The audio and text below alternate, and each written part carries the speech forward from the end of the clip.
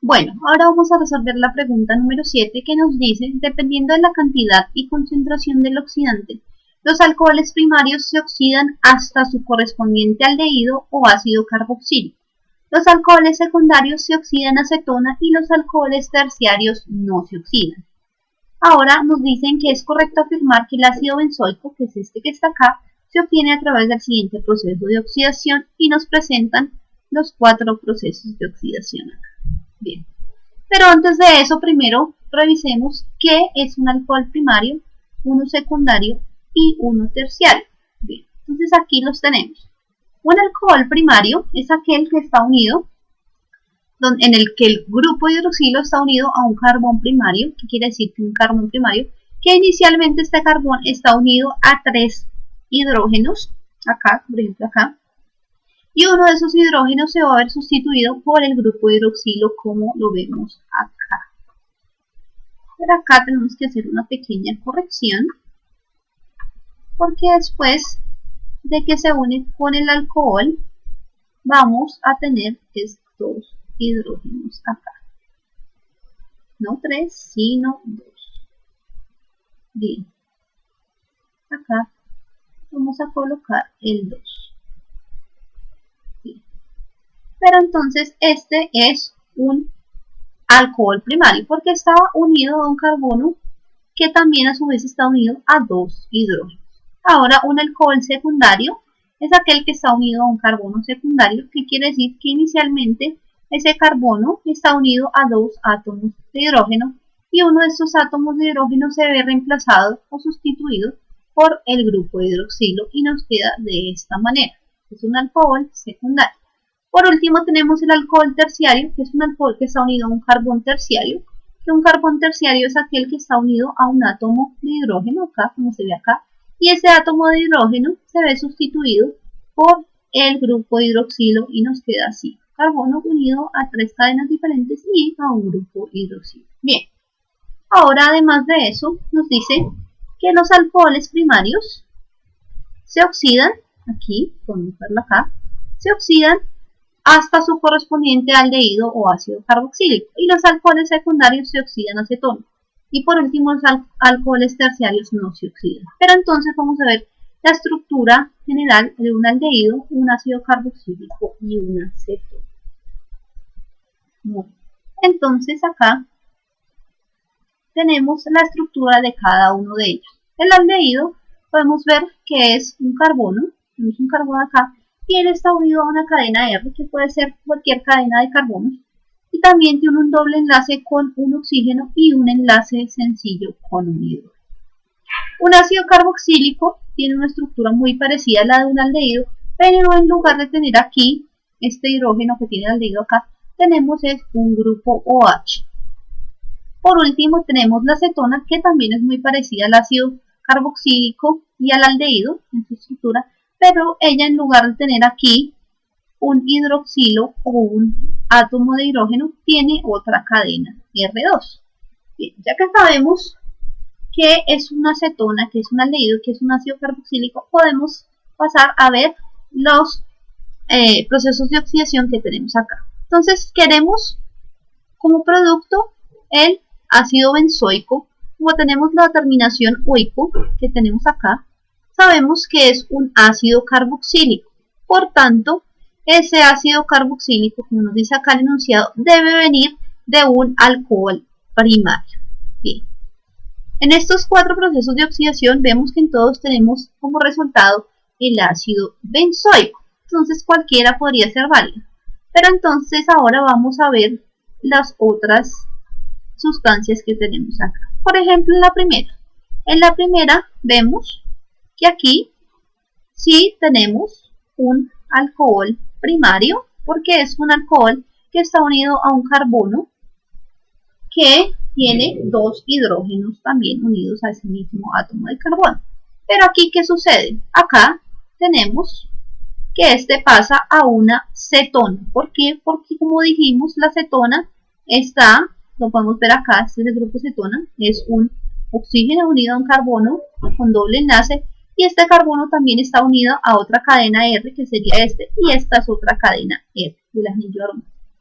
Entonces aquí ya podemos descartar este proceso. ¿Por qué? Porque acá debería ir un aldehído o un ácido carboxílico, pero no una acetona, que es lo que tenemos acá. Bien, la B entonces la A, perdón, es falsa. Ahora la B.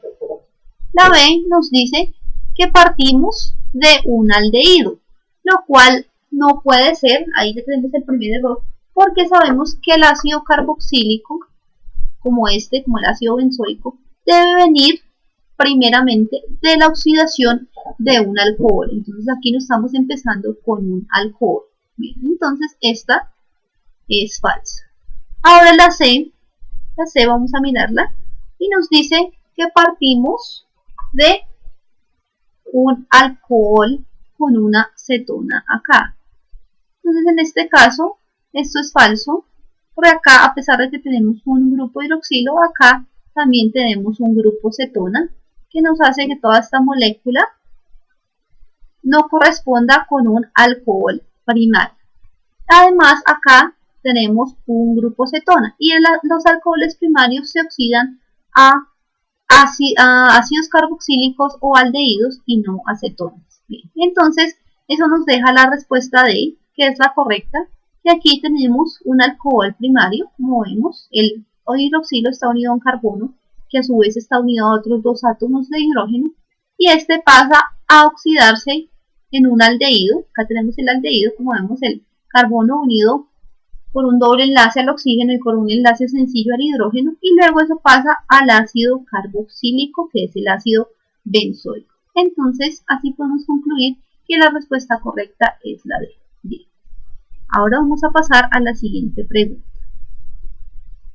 La siguiente pregunta nos dice: dependiendo de la cantidad y concentración del oxidante, los alcoholes primarios se oxidan hasta su correspondiente aldehído o ácido carboxílico, los alcoholes secundarios se oxidan a acetona y los alcoholes terciarios no se oxidan. Es el mismo enunciado de la pregunta 7, pero ahora nos hacen una pregunta diferente. Nos dice: un alcohol se oxida y se obtiene el siguiente compuesto. Entonces tenemos este compuesto que, si lo analizamos, vamos a ver aquí, tenemos una cadena lineal de carbonos, pero acá en esta parte tenemos un carbono unido a un oxígeno con un doble enlace y este unido también a un metil, a un grupo metil. Este grupo que tenemos acá nos dice que esta sustancia es una cetona. Por tanto, como leímos aquí en el enunciado, las cetonas vienen del proceso de oxidación de un alcohol secundario. ¿Ok? Ahora volvemos a la definición de lo que es un alcohol secundario, que nos dice que un alcohol secundario es de esta forma. Entonces tenemos dos cadenas R unidas a un carbono y este carbono también está unido a un hidrógeno y a un grupo OH. Entonces vamos a buscar dentro de estas estructuras cuál correspondería a la de un alcohol secundario. Esta que tenemos acá, la A, sería correspondiente a la de un alcohol secundario. ¿Por qué? Porque acá tenemos este grupo hidroxilo que está unido a un carbono y este carbono está unido a un hidrógeno y a dos cadenas R, esta que tenemos acá y esta. Por eso podríamos decir que la respuesta correcta es la A. Pero si nos fijamos en esta, la C, también tenemos lo mismo. Tenemos este carbono de acá está unido a un grupo OH, a un hidrógeno y a dos cadenas R. Por lo que este también sería un alcohol secundario. En este caso vemos que tenemos dos posibles respuestas correctas. Cualquiera de estas dos puede ser. En esta podemos ver que aquí este no es un alcohol secundario, sino es un alcohol terciario porque está unido, como vemos acá, voy a mostrar, este está unido a tres cadenas R y a un hidroxilo, lo que lo hace un alcohol terciario, este de acá, el B. Y el D es un alcohol terciario también porque el hidroxilo, de hecho tenemos dos hidroxilos y ellos acá están unidos a una cadena R y a otra aquí R. Bien, entonces estos dos sí son alcoholes terciarios que no se oxidan, como dice el enunciado, pero estos dos son alcoholes secundarios. Por tanto, en esta pregunta, cualquiera de estas dos respuestas sería válida, la A o la C. Este problema se da cuando no se redactan bien las preguntas o cuando las personas no se dan cuenta de los errores que cometen al colocar dos estructuras como esta, que son que ambas pertenecen a alcoholes terciarios. Bien, vamos a pasar a la siguiente pregunta. Bien, la pregunta 9 nos dice, dependiendo de la cantidad y concentración del oxidante, los alcoholes primarios se oxidan hasta su correspondiente aldehído o ácido carboxílico, los alcoholes secundarios se oxidan a acetona y los alcoholes terciarios no se oxidan. Este es el mismo enunciado idéntico a la pregunta 7 y 8. Ahora vamos a ver, cuando se oxida completamente el 1-pentanol, que es este, se obtiene. Entonces vamos a ver, el 1-pentanol, ¿qué tipo de alcohol es? Este está unido a un carbono que también está unido a dos átomos de hidrógeno. Por tanto, este es un alcohol primario.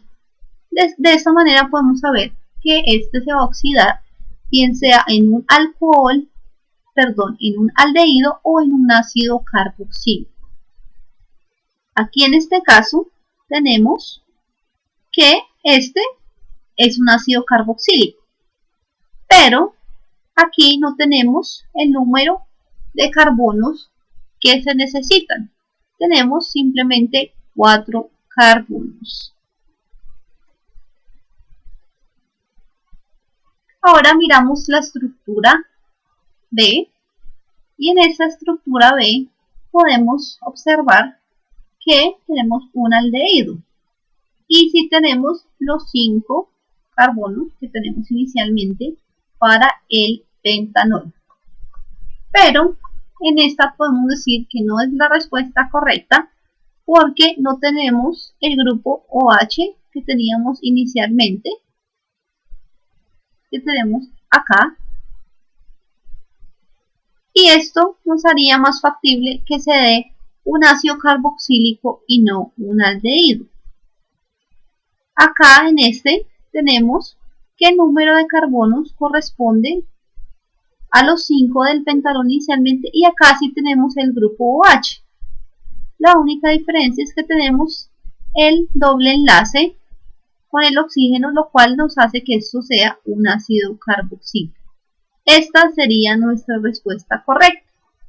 La D no es la respuesta correcta porque tenemos 4 carbonos simplemente y además formamos un aldehído y el alcohol primario en este caso tendería más a formar un ácido carboxílico que un aldehído.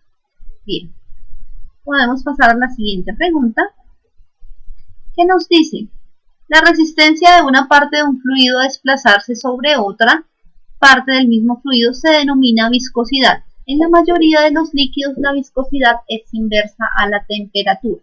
¿Qué quiere decir que la viscosidad se inversa a la temperatura? Que a medida que aumenta la viscosidad disminuye la temperatura o a medida que aumenta la temperatura disminuye la viscosidad. Ahora nos dice, se tienen volúmenes iguales de 4 líquidos, cada uno en una bureta. Cuando se abren simultáneamente las llaves de las buretas, los líquidos comienzan a gotear como se indica en el dibujo. Bien. Entonces aquí tenemos el diagrama. Tenemos el líquido P, el líquido Q, líquido R y líquido S. Los tenemos en 3 recipientes del mismo volumen y acá tenemos la misma cantidad de líquido, el mismo volumen de líquido, y se abren las llaves para que empiecen a gotear. Aquí tenemos una tabla en donde están los líquidos P, Q, R y S y aquí nos dicen las gotas por minuto a 2 diferentes temperaturas, a 15 y a 25. Entonces aquí podemos notar que a 15 grados centígrados P gotea 15 veces por minuto, Q 8 veces por minuto, R 14 veces por minuto y S 3 veces por minuto. Aquí a 25 vemos que P tiene 33 gotas por minuto, Q 19 gotas por minuto, R 24 gotas por minuto y S 6 gotas por minuto. Bien, ahora entonces vamos a ver lo que se nos pregunta. Los resultados de ese experimento se muestran en la tabla anterior, que ya la analizamos, y nos piden, de acuerdo con la información anterior, si es correcto afirmar que el líquido de mayor viscosidad es. Entonces, aquí, ¿cómo podemos saber a partir de estos datos cuál es el líquido con mayor viscosidad? Vamos a hacer el dibujito acá. Entonces, decimos que un líquido cualquiera va a tener una viscosidad determinada y que eso lo va a hacer moverse más rápido o más lento, desplazarse más rápido o más lento. Entonces yo tengo aquí un líquido, supongamos que es un líquido, por ejemplo, como un aceite, que es más viscoso que el agua. Este líquido, por ser más viscoso que el agua, va a tener más dificultad para desplazarse. Si aquí tenemos un agujero por donde salen gotas de aceite, como este líquido tiene más dificultad para desplazarse, va a gotear menos veces por minuto. Por ejemplo, aquí digamos que salen 2 gotas por minuto, mientras que, por ejemplo, si tenemos aquí un líquido que es menos viscoso como el agua, este líquido va a desplazarse más rápido, por lo que va a gotear más veces. De esta forma vamos a tener, por ejemplo, ponemos 3 gotas por minuto. Entonces aquí, dependiendo del número de gotas que tengamos, podemos decir cuál es más o menos viscoso. Entonces, el líquido más viscoso va a gotear menos veces por minuto y el menos viscoso, va a gotear más veces por minuto. De esta forma podemos ver, por ejemplo, que a 15 grados centígrados el líquido que es menos viscoso es el P. ¿Por qué? Porque gotea más veces por minuto. El que le sigue es el R, luego va el Q y por último el más viscoso sería el S. Para 25 grados centígrados también tenemos que el menos viscoso es el P, luego le sigue el R, después el Q y por último el S. Esto nos dice que de todas las sustancias que tenemos acá, la más viscosa es la S porque gotea menos veces por minuto, lo que quiere decir que tiene más dificultad para desplazarse. De aquí que la respuesta correcta es la A. La sustancia más viscosa es la sustancia S.